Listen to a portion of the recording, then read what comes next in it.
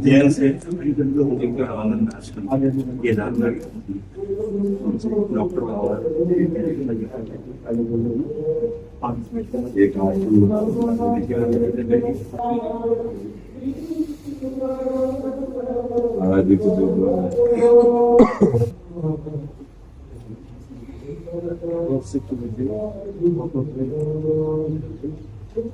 एक एक माला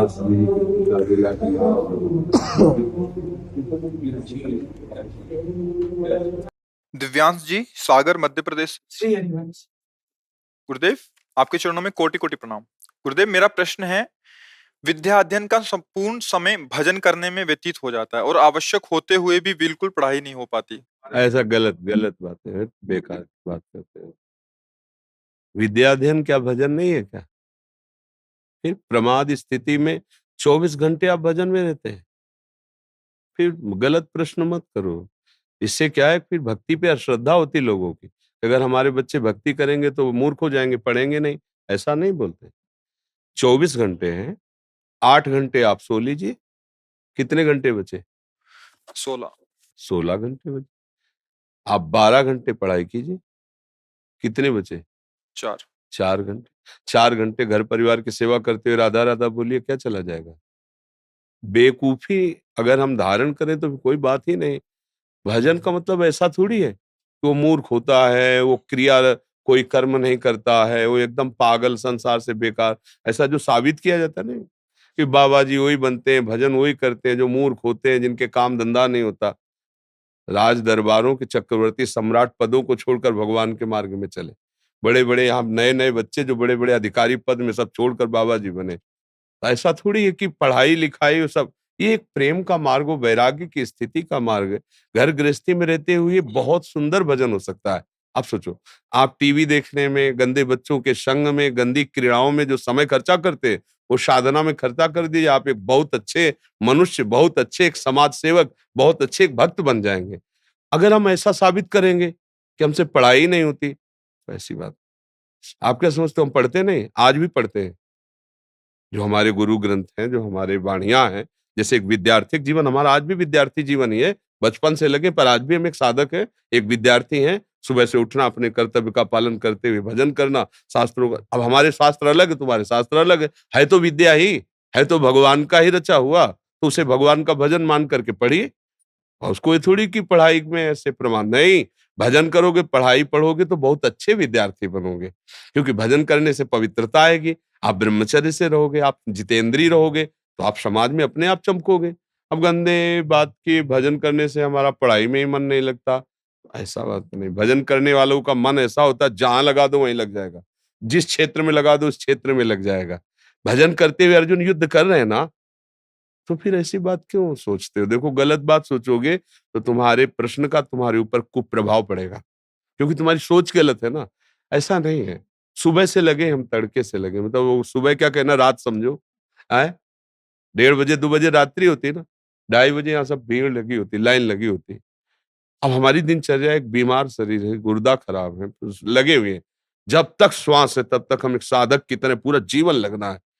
हर विषय पर ऐसे होता है क्या? कोई भी कार्य ऐसे थोड़ी होता है।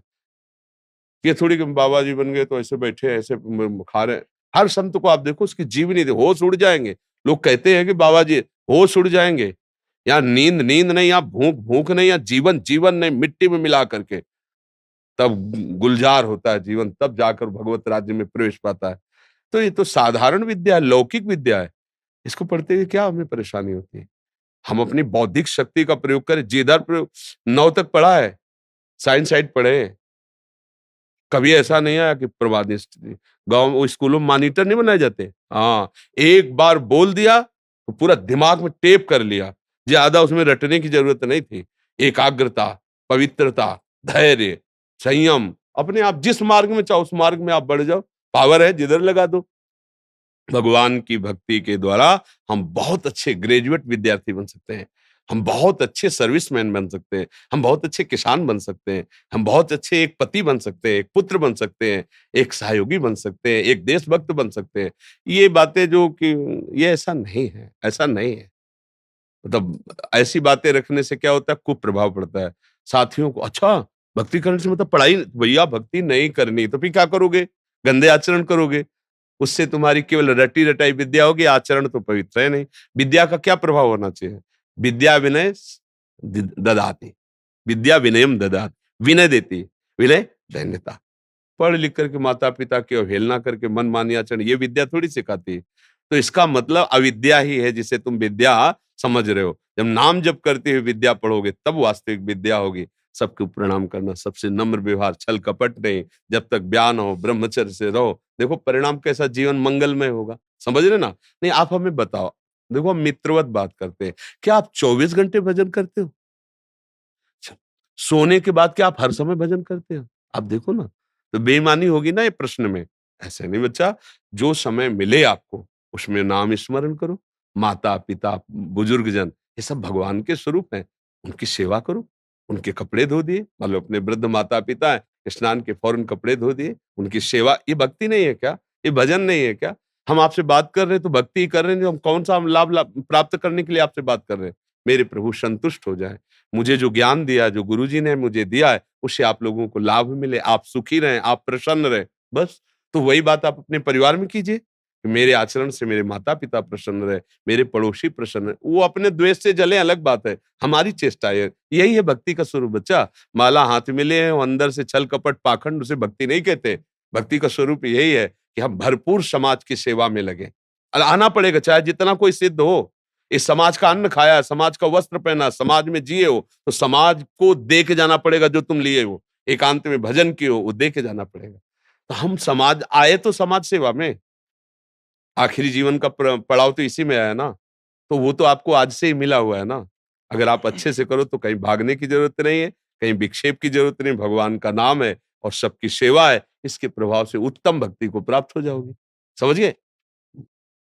सुनील जी सीकर राजस्थान से। गुरुदेव भगवान आपके चरणों में कोटि कोटि वंदन।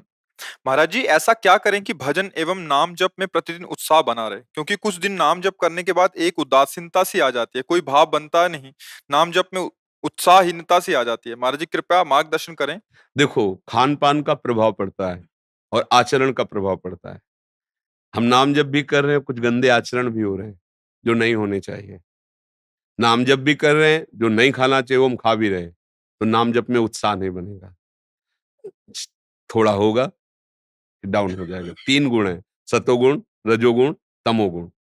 जब हमारा भोजन सात्विक होगा, हमारी क्रियाएँ सात्विक होंगी, हमारा विचार सात्विक होगा, तो भजन हमारा बढ़ेगा। और जहाँ रजोगुण आया तो भोग इच्छा, तमोगुण आया तो निद्रा, प्रमाद, हिंसा आदि स्थितियां मन में आने लगती हैं। तो इन गुणों के प्रभाव से भजन रुकता है और भोजन और आचरण के प्रभाव से भजन रुकता है। जैसे गंदा भोजन है, फिर भजन में रुचि नहीं होगी। कैसे रुचि होगी? वो गंदा चिंतन बनेगा। जैसा आहार होता है, कहते हैं ना, जैसा कौन वैसा बने मन, बड़ा प्रभाव पड़ता है। तो आप अपने भोजन पर देखिए और आचरण पर देखिए। शास्त्र विरुद्ध आचरण करोगे तो परम पवित्र भजन नहीं हो सकता। आप कोशिश भी करोगे तो नहीं चलेगा, क्योंकि भजन भगवान का परम पावन नाम है ना। तो पवित्र आचरण, पवित्र भोजन, तो आप देख लो फिर भजन में रुचि बढ़ने लगेगी। पहले भजन पाप नष्ट करता है, फिर निर्मल हृदय में भजन स्वाभाविक होने लगता है। इसलिए आचरणों पर दृष्टि रखो, आचरण पवित्र रहे, आहार पवित्र रहे, तो फिर आपका भजन चलने लगेगा। और किसी संत महापुरुष के मुख से नाम सुन करके जपो। नाम ऐसे तो ठीक है भगवान का है, पर उसका फल होता है सदगुरु के द्वारा दिया हुआ नाम मन। जहाँ आस-पास कोई संत भगवान हो, जिनसे आपका मिलन होता रहा, संग होता रहा, उनसे नाम ले लो, भजन करो, उनके वचनों के अनुसार चलो, जीवन मंगल में हो जाएगा। अब जैसे वो राज कर्मचारी हैं, उनकी परिस्थिति ऐसी है, परिस्थिति देख करके भगवान मार्ग स्वयं दे देते हैं। तुम्हारी परिस्थिति अगर ऐसी नहीं है, तो हमें बहुत सही से चलना चाहिए। उनकी परिस्थिति ऐसी, और ना चाहते हुए भी ऐसे संकट, ऐसी परिस्थितियां, ऐसी विकट स्थितियां जहां वो ये सब नहीं निर्वाह कर सकते, तो उनके लिए प्रभु देख रहे हैं ना कि उनकी इच्छा नहीं है, पर वो परिस्थिति ऐसी है। इसलिए खूब नाम जप करने की चेष्टा करो और हर जीवन की चेष्टा को भगवान को समर्पित करो, वो भी भजन बन जाएगा। पर अपने लोगों को अवसर है, अपने छोड़ सकते हैं, अपने अच्छे आचरणों से चल सकते हैं। तो इसलिए अच्छे आचरण करो, अच्छा भोजन पाओ, और ये महत्व जग जाए कि नाम जैसा कोई धन नहीं, नाम जैसा कोई मित्र नहीं, नाम जैसा कोई रक्षा करने वाला नहीं।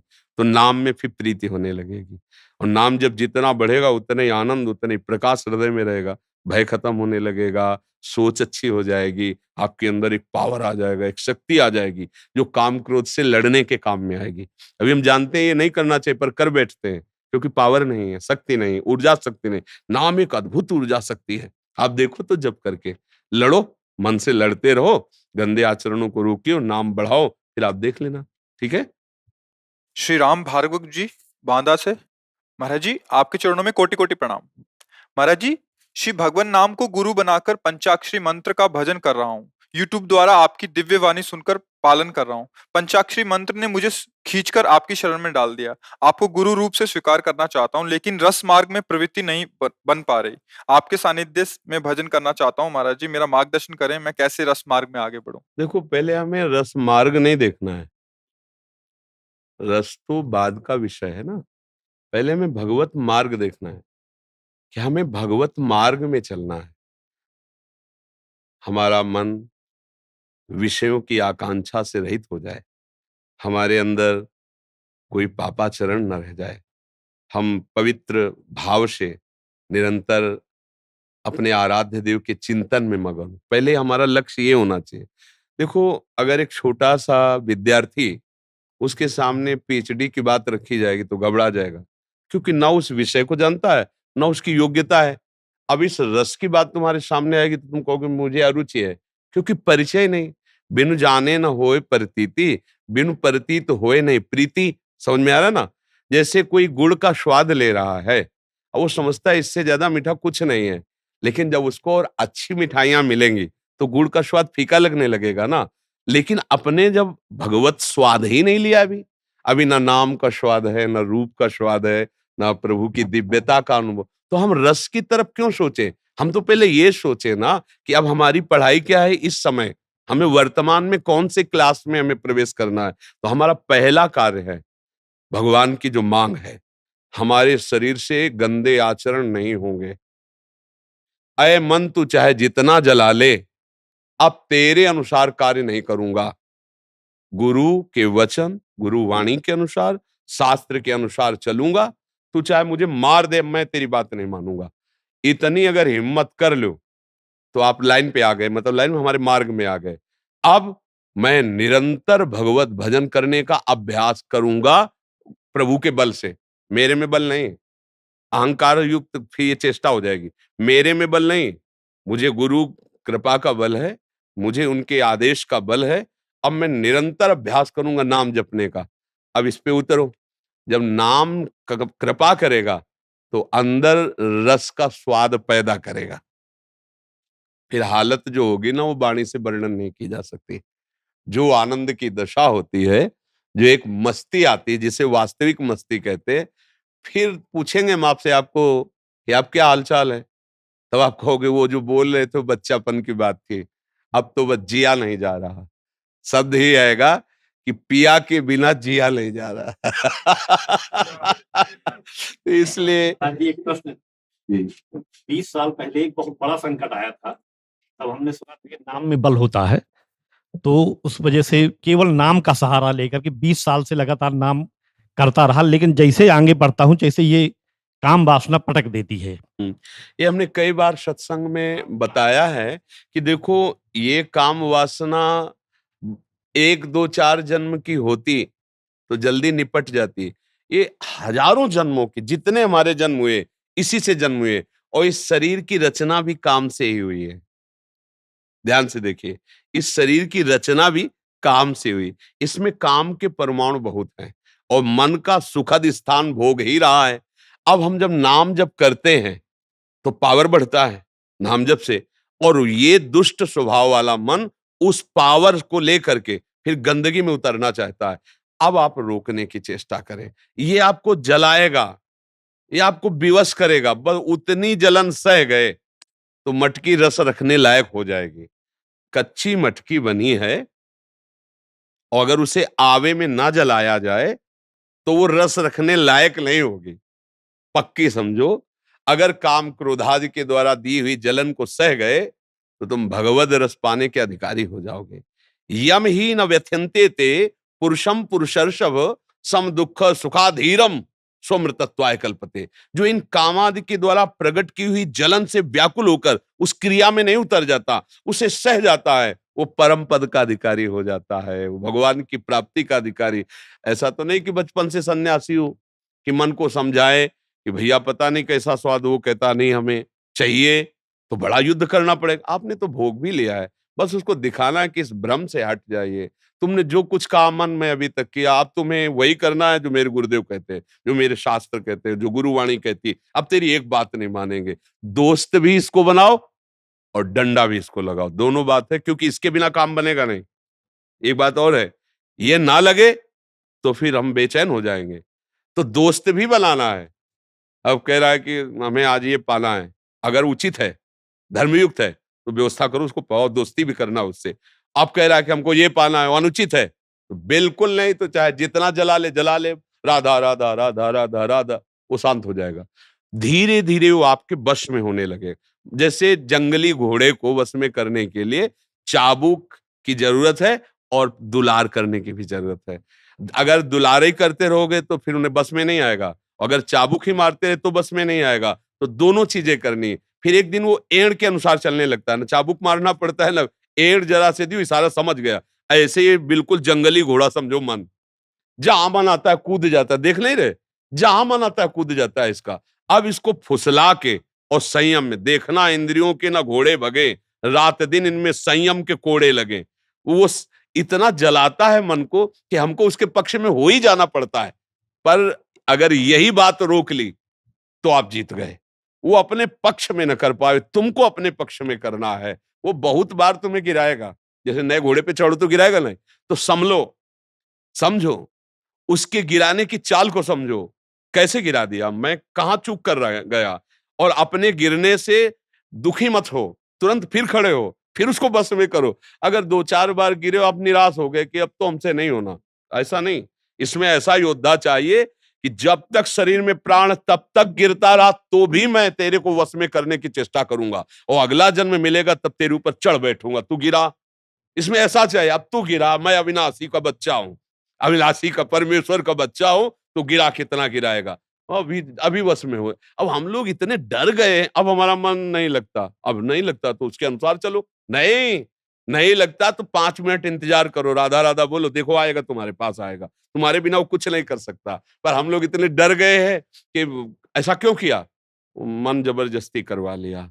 नहीं, जबरदस्ती से थोड़ा ऊपर उठो, यही तो अध्यात्म से बल मिलता है। और घबराओ नहीं, ये मलिनता बढ़ नहीं रही, ये मलिनता नष्ट हो रही, थोड़ा धैर्य रखो। नहीं, इसको सहो, ताष्टि तिक्षस्व भारत, भगवान आदेश करते, इसको सहो। पर सहता कोई बिरला ही है जो भगवान का आश्रय लिए, नहीं तो प्राय मिटिया मेट किए हुए मन सबको जो चाहता वो करवा लेता है। जी। आज कुछ भक्तों ने आपके श्रीमुख से नाम चाहा महाराज। हाँ, हम तो राधा वल्लभ श्री हरिवंश जपते हैं, राधा राधा जपते हैं। आप लोग देख लीजिए, सबसे प्रार्थना है जहां तक हो सके मदिरापान, मांस खाना, जुआ खेलना किसी भी बहाने से, और पर स्त्री का गमन करना। अगर आप साधु समाज में आए हो, बड़े कृपा पात्र हो, ये 4 ऐसे हैं जो तुम्हारे को नष्ट कर देंगे।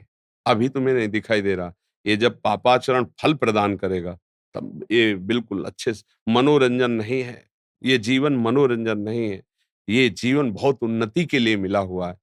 जो परिस्त्री गमन करता है तो देखो, रावण जैसा महाबली, विद्वान और भगवान शंकर का आराधक, ऐसा नहीं था, भगवान शंकर का आराधक था, पर उसकी एक गंदी आदत ने, एक गंदी आदत ने उसको ऐसी स्थिति में पहुंचा दिया, बंदर लात मारते थे उसकी खोपड़ी में ऐसे फुटबॉल की तरह, और वो दशानन की जब भुजा ठोकता था तो लोकपाल थर्रा जाते थे।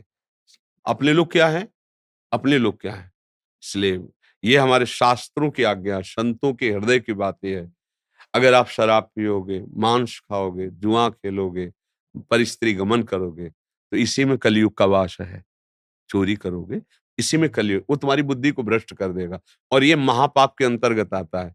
ये का अपराध जो दय हमारा भागवतिक कानून है, उसमें महापाप इसे कहा जाता है।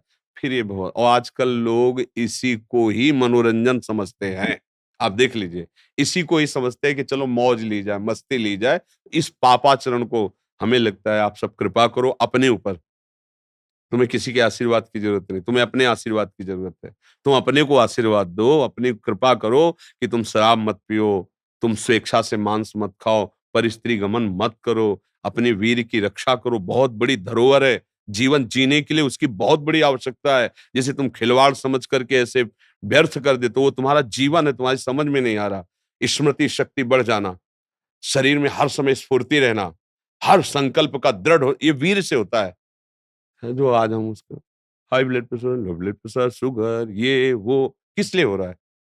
अगर आपका ब्रह्मचर्य ठीक हो तो आप देखो ना, जैसे आग में चला जाता है ऐसे पैर पड़ेंगे अगर ब्रह्मचर्य ठीक है आपका। कोई भी रोग, कोई भी शोक आपको परास्त, एक हाई पावर होता है। आज के बच्चे समझ ही नहीं रहे। नाना प्रकार की ऐसी कुचेष्टाएं सीख करके वो अपने आप का नाश करते हैं। कैसे भजन होगा? इसलिए सावधान, सब लोग सावधान। कोई भी ऐसी आदत मत रखो जिसका परिणाम आपको ऐसा आ जाए कि आप सोचने लायक न रह जाओ। ध्यान रखना, हम बहुत सोच समझ के कह रहे हैं। जब विपत्ति आती है तो सब सोच खत्म हो जाती है। जब विपत्ति आती है कोई सहयोगी नहीं मिलता है। जब कर्म का भोग आता है तो केवल छाती जलती है और आगे एक बार शोक ही शोक नजर आता है। ऐसा लगता है कि मर जाऊं, अब कोई रास्ता नहीं है। तुम मरने से क्या हम तुम बच जाओगे क्या? घोर पापाचरण फिर बन गया, आत्महत्या जैसा पाप फिर भोगो। इसलिए बहुत सावधान, नाम जप करो, सावधानी से चलो, भगवान के आश्रय में रहोगे तो माया तुम्हारी बुद्धि को भ्रष्ट नहीं कर पाएगी, कलयुग तुम्हें नष्ट नहीं कर पाएगा। ये युग जो है ना, इसका स्वभाव है धर्माचरण में लगा देना।